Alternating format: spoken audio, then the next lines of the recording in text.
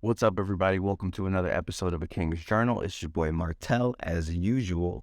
Now, I know things look a little bit different, and that's because in a second, I'm going to send you to a recording of a class session that I had with a group of high schoolers where we talked about purpose. So I teach a film class on Thursdays, and for the last 4 weeks of the course, I've been going through a series titled The Things That I Was Not Taught in School.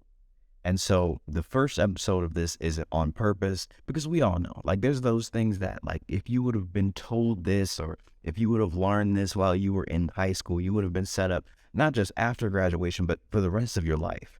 And so we're going through a few of those things. And I know it's not just information that's good for a high schooler, although it is, but I think it's something that we can all take something from.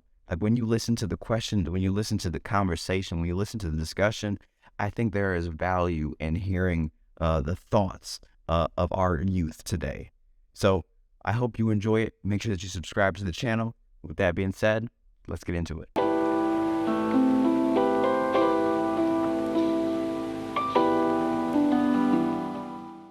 Talking about, like, the stuff that I was not taught in school. Some things that I learned, but I wasn't taught in high school, okay?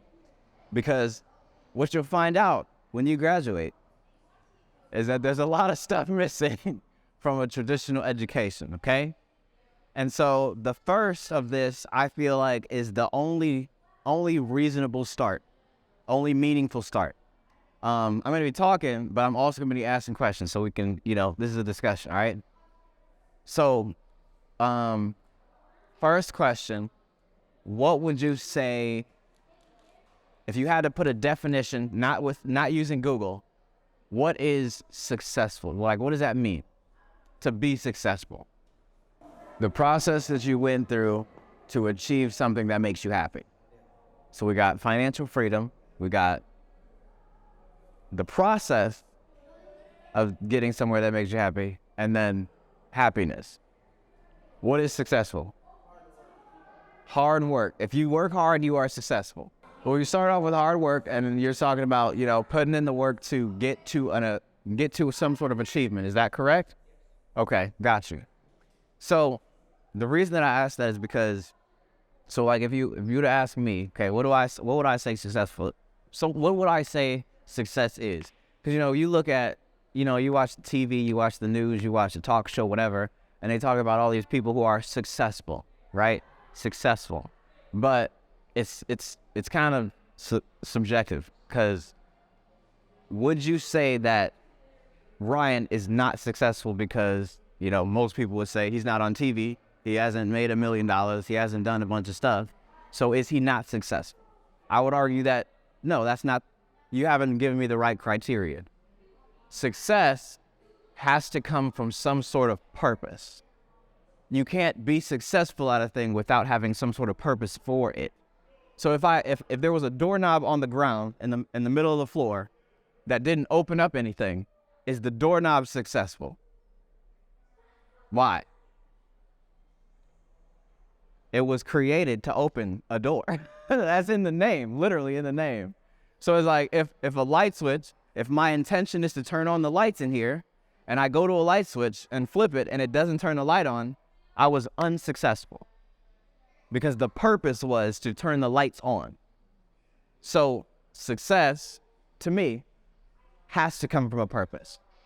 Now we're going to talk about happiness. We're going to talk about happiness in a minute, but that's pretty much the ground level right there, okay? And so for me, this is where we have to start, because if you don't understand who you are, if you don't understand what you're made of, if you don't understand what you actually have working with you, then it's going to be really difficult. If you don't understand your purpose, it's going to be really difficult to do anything that is fulfilling on purpose. And that's the key. That is the absolute key. Does anybody in here feel like, I know my purpose and I am actively doing it? Yeah? You could be. Don't get me wrong. Her cat go right out of zoo. Okay. in life. In life. Okay. So you feel like if purpose, you feel like purpose isn't a destination, it's more of a journey, right? Without sounding like Disney Channel. It's more of a journey. All right. So is anyone else living in their purpose right now? And again, you're living at the very edge of it. Okay? You have a hand up. What's up? You are. You said you are. Okay, tell me about that. I was 33 now, understand. My parents we had that something like after the technology, so we and after the minutes say bring up the age of like almost by the bed I have at least I've been did, yes. I've had to get in at the same time. Okay. Okay. I get that. Here, let me make sure I know what time it is so we don't spend the whole time. All right. Yeah? Does anyone have an extra pen? About. While you are looking for that, what I figured out while I was in school a long time ago, no. I think it was right after graduation. I had, so a little bit about the story, okay? In school, my sophomore year, what are you, freshman, sophomore? Sophomore year of high school, I messed up my knee, tore my meniscus, and I was not able to run track or play football. Before my sophomore year, I was running all over the country, and I was doing that while I was playing football. And so my sophomore year, I ended up moving from Indiana to back to Michigan. I was from here, born and raised here, moved to Indiana for like 8th grade through high school, came back here for 1 year. And that year, I was around a bunch of new people. I knew about 1 or 2 people who was in like elementary school with me. And I was at this new place around all these different people, and I couldn't do the thing that I was so good at. So like my life was revolving around how fast I was and how strong I was, meaning that like my friends, these were my friends. Like I made up my friends because of the sport that I was in. I hung around people because I was in this sport. I was known because people associated me with the thing that I did. And then when I got to this new place around nobody who knew me at all, I couldn't do the thing that my identity was so entangled with. And so I had like an identity crisis like crazy. It was ridiculous because I'm like, first off, I hated the place because I felt like I described the place as like the jungle. This school was terrible. I'm talking fights all the time, every day. Everybody hates each other. It seems like, I'm sure that's an exaggeration, but everybody seems like they just hate each other. Like this was one of those schools where if you weren't wearing the right logo on your shirt, everybody was on your head on a daily basis. Like, if you had, so like there's, you ever heard of polo, right? You ever heard of USPA? You know what USPA is? Oh man, I'm about to rock your world. USPA is not Ralph Lauren, it's US Polo, like assassin, okay? And so on the logo, there's 2 guys I'm gonna show you. There's 2 guys on a horse with a USPA. Okay, you guys ever seen that on somebody's clothes? If you walked into that school with that on, you just wrote your ending, period. Because that is not Ralph. And so everybody was so obsessed with like the brand of your shoes, the brand of your pants. The True Religions was the coolest pants you could possibly wear. A G-Shock was the only watch brand you should wear, unless you kind of Rolex. And Polo, if it wasn't Ralph, you ain't got it. And the crazy thing is, everybody in high school, of course, people typically start high school around age 13. You don't turn 16 where legally you can get a job until like sophomore, junior year. That means the majority of people at this school who's so obsessed with what brand they're wearing ain't making no money. Where that makes sense. But everybody was so, they were so, it's funny because, like, you would see the dude who has the nicest stuff on. Like, he had True Religion jeans. He got Jordans on. He got the hottest polo, whatever on. But then you know that his shirt came from his grandma for his birthday. His mom got him the pants for Christmas. And then the shoes was a gift from his dad, who isn't in his life. But he would talk crap about you because you had on this. That was the school that I was at. And so at this place, in this jungle environment, I didn't even have the one thing that I thought was going to make me all right in society. And so, like, I'm telling you, because I didn't know the difference. I'm telling y'all now, I hope you don't ever end up in this kind of environment. But I'm telling y'all, I was wearing USPA. I found out very quickly what the brands were to wear and what not to wear. And so I went into this deep, like, I wasn't diagnosed, but if I had to pick a time where I would say I was depressed, it was during this time.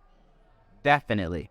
Because, I mean, tell me, this is how lonely I was as a person. I would take my scooter from my dad's house and I would go ride this, a scooter. I would go take this thing about 5-6 miles in any random direction. I would just go out of my home, figure out, okay, I went there. Yeah, I went that way yesterday. I didn't go this way yet, so let me go this way. 5-6 miles there and 5-6 miles back with no destination. Now that's some depressed stuff right there. You don't think about it while you're doing it, but then after it's like, wow, you have no friends, bro. Seriously. And so this is the kind of stuff I was doing. And so I had to, like, during these long adventures on a scooter, or I would walk, or I would run, or I'd ride the bike, whatever, I was always thinking about, okay, if sports, because I'm thinking I'm supposed to be an Olympic athlete, but if it can be gone so quickly, then what am I supposed to be doing? Like, it has to go deeper than this, right? And so I was continuously thinking about, okay, what do I still have now that my knee is gone and now that I can't play a certain sport? Now, me, I'm a Christian, so I went to prayer. I was praying not just daily, but I mean, I was praying throughout the day, before I started things, while I was in things, after I finished school, then before, like a dinner prayer, and then before I went to sleep prayer, asking the same question: why am I here? Why am I here? Why am I here? What is my purpose? What do I need to do? And I got one answer, okay? I got one answer after, like, doing this. I had to be a week, 2 weeks, something like that, but consistently. And the one thing that I got was a network. No idea what that meant. No idea. I looked it up and I'm like, okay, that has to do with media somehow, some way. And then I just took that and I ran with it. One thing that I started to notice, because later on, I ended up playing sports again next year. Everything went great. I got a couple scholarships to go ran track, ended up tearing pulled my hamstring, and then I tore my quad. My quad, I can show you, but it's rolled up. Like, there's a part of it that's actually just not there. Like, it rolled up completely. It will never be as strong as it was before, and you can't get it past a certain point. Track was done, to say the least. And so, but during that time, I was looking at different opportunities to explore this thing that I thought was like a network, like media stuff. So I started to look into video stuff. I got into this class, this after-school program. It was similar to this. It was called film and animation. And that's where I started to actually mess with cameras for the first time. As a kid, I used to take my mom's camera, who did real estate, like she did appraisals, and I would always be talking on her camera when she left, and then came back, she'd find out that I shot something. But I took this class that was just like this, and then I started to develop an interest in this kind of stuff. One thing that I noticed really quickly was, so my class, it was me and the two friends, and we had a bunch of different projects to do. And so after every project, similar to what we do with Fresh Films, there was a vote. But the vote was only in the class. You couldn't vote for your own group. And everybody got to vote whose project was the best. Our project Every time we did it, we won every single time in this class. Light bulb. I'm all right at this thing. I might be okay. And I say this to say, this was the building blocks of me to understanding what it means to be living within your purpose. Because I went into deep study to really figure out, okay, what does make someone's purpose? What's made, how do you actually figure out this thing? Or are we supposed to just go, aimlessly through life and then figure it out? I've heard a lot of sayings like, your purpose is, it's not the destination, it's the journey. And it says, I get it, but what does that mean? No one explains what the heck that means. And so I went into deep study for about 2 years to really figure out this thing. And I came up with this, it's called like the purpose equation is what I call it, okay? The purpose equation is your strength plus your passion multiplied by action equals purpose. Because and let's go back here, the best definition that I've ever come up with, I don't know what you believe, but I believe that I believe that purpose is something for everybody to at least understand, and this equation is something that's going to help you to live a life that's both fulfilling and meaningful. Because one thing that I will say is no matter what you believe, nothing was created for itself. Not a single thing. A remote was created for people so we can control the screen. A light switch was made so I could turn on a light and there could be light in the room.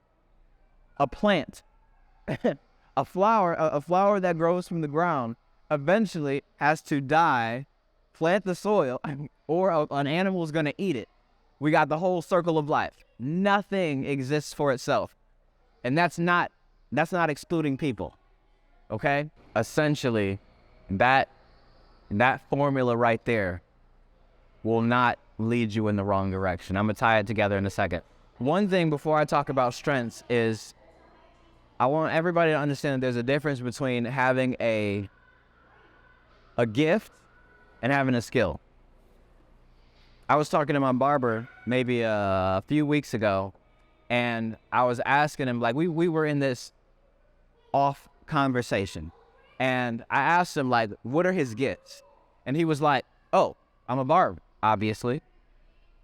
But the thing is, your gift has to be, think about it. If we're talking about Christmas, a gift is something that is given to you freely. You're not paying for it, and you don't earn it. It's something that is handed to you free of charge, right? So that means if you have a gift, it's not something that you developed over time. It's something that you woke up with, something that you were born with. Like, no one can take it away from you, and also you didn't do anything to earn it. That's what a gift is. So say I'm really good at making videos. That's not my gift. That's a skill that I developed through learning and through practice. But the gift is my creativity. The gift is my perspective. The gift is my ability to see something and say, okay, this is going to look good if I shoot it in this way. Because that's the stuff that I woke up with. So one thing that I think everyone has to answer for themselves is, what are the things that you are naturally gifted in, naturally talented in, that somehow, some way, when you do this thing, it gets you in this certain state where you can just lose yourself in it. What's that thing that when you start it and someone else starts it, somehow you just so happen to be a little bit better than everybody else at this thing, and you have no training in it? That's the foundation of what your gift is, okay? And those are things that aren't something that I've been doing this for 5 years and this is my gift. That's not it. That's not it. Your gift is made up of your perspective. Your gift is made up of your natural ability, something that you cannot earn or you did not earn, all right? And so these strengths, after you somebody that's going to know your strengths is somebody who's really close to you. I'll say that. If you're trying to figure that out, like, what are you naturally gifted in?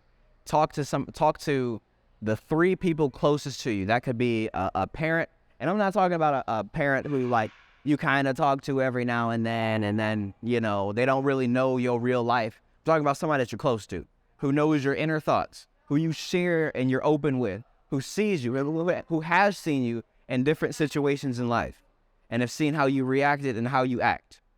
That's somebody that you want to talk to. This could be a parent. This could be a relative. This could be a best friend. This could be, it probably isn't somebody that you're with, that you're dating. Not at this point, but that's the kind of person who's going to identify it for you. I would have that person name 3 things that you're good at. Just ask 3 people who are really close to you, 3 things that you're good at. And I'm telling you, there's going to be some crossover. In those crossovers is your answers, all right? Now, the passion part. Sometimes what I figured out in high school is that, well, one of the main things that I had to realize when I was in school was I would always, like, hear these horror stories about people who, like, worked 9-to-5 jobs and they hated life. Like, this is what I would hear about. Like, you know, you'd watch a video or something, like some sort of speech or story, or you'd hear about something that's happening on the news, somebody committing suicide or whatever, and you hear about these people who absolutely hate life, hate it. Like, they wake up and they literally do everything that they need to do just so they can get to the weekend and do some stuff that they want to do. This was the one thing that I've been avoiding since I was in high school. I refuse to live that kind of life. Absolutely refuse it. Because that life doesn't lead to any sort of fulfillment, and that life is going to be shallow and empty. It's going to affect everything. So that's the one thing that I stayed away from forever. So I look at the things that I'm good at, then I look at the things that I'm interested in, right? So if I'm interested, I think you guys have already figured this one out. If you're interested in something, go figure it out. Go do it. Go try it. Go practice it. Go study it. Go talk to somebody who does it. Because in that, you're going to figure out that happy medium where, okay, I'm gifted in this area, and there's this thing that has already been made that I like to do, that I'm interested in doing. And once you pair those 2 things, you start to develop a rhythm. You get into what's called a state of flow. Okay? And there's a book, that term came from this book. It's called Ikigai.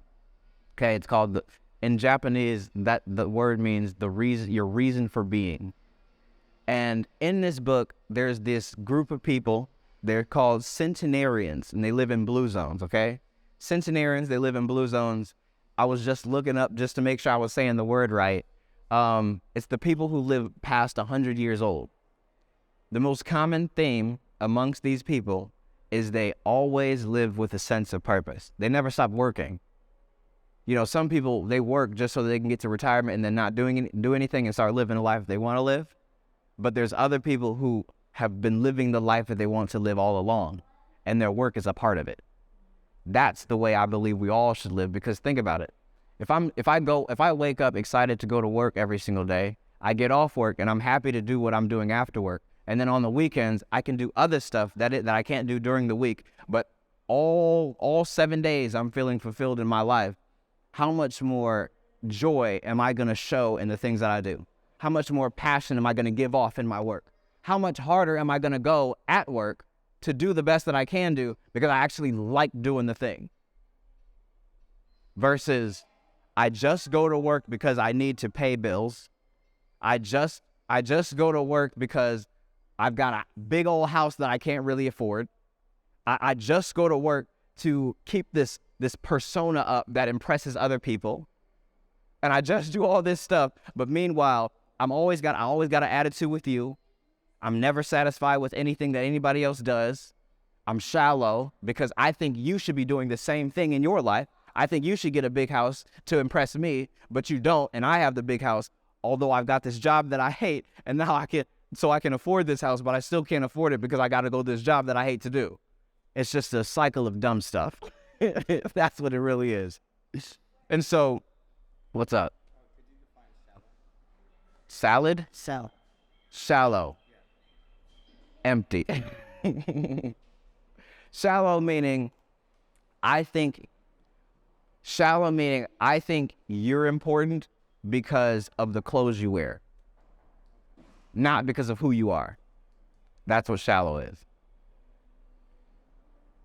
I mean, that's true. I'm telling you, that school that I tell you about that one year, shallow. That's how I describe it. But What is the day it is? shallow. Strengths plus passion. So where is that middle ground? Where is that middle ground? What's the things that I'm naturally gifted in, and what are the things that I'm interested in? If you haven't figured out anything that you're passionate about yet, you need to explore a few more of your interests. There's stuff like this. There's different programs. There's different books. There's different things that you can be a part of to just explore the things that you're interested in so that you can find the things that you're passionate about. Once you find that thing that you're passionate about and you've got some sort of strength in it, there's no way that you can't find an income from it. That's just the world we live in. Because the thing is, if I'm passionate about something that I'm actually good at, I'm going to put in more hours doing it because I'm not thinking of it as something difficult to do. I want to do it. I enjoy doing it. That's the people who can stay up all night working on a project. That's the people who are just, no, I can't go out because I'm working on this thing. Because I love doing it. I love doing it. No one has to force me to go to work. I like to do it. Look, if you don't tell me to do it, I'm still going to do it. That's something that I'm passionate about. And the thing is, if you develop a certain level of expertise or mastery in a certain area, money follows mastery. If I'm good with this video thing and I'm passionate about doing it, chances are someone's going to need it. Uh-oh, I got a little business going on.